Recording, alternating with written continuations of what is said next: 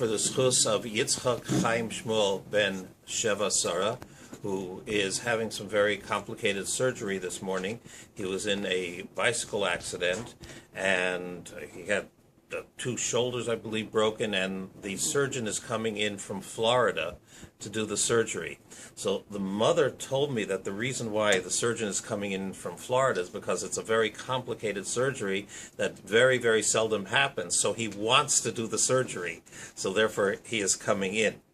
Which made me think of a Gemara which we recently learned, that in the Beis Hamikdash there were, in the preparation of the various things, some very special techniques that were used. There was one for making the ketoris, the incense, and there was another special technique for baking and removing the bread for the lechem hapanim. What happened was, in both cases, the Mishnah tells us that the families that made this did not want to share the recipe with anyone else, or the method of doing it. So basically, they were fired. And the Chachamim went and they imported from Egypt experts to be able to do this. And in both cases, the experts were unable to do it as well as the first family, and therefore they went back to them. But they had to double their salaries after that, because, after all, they were the ones who knew how to do it.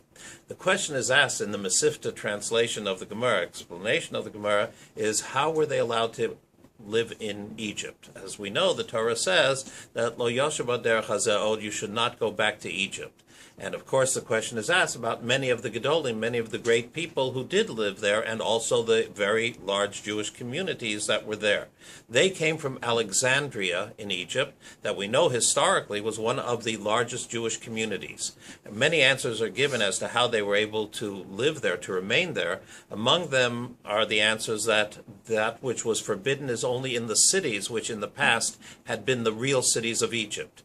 They were now living in new cities. Another answer given is that it was only the people that existed at the time that had that law. Another answer, among the many others, is the Torah says, Lo Yoshev B'derech Hazeh, they shouldn't go back the same way. In other words, the Jews came out of Egypt by a certain path. Going back to Egypt by that path is forbidden.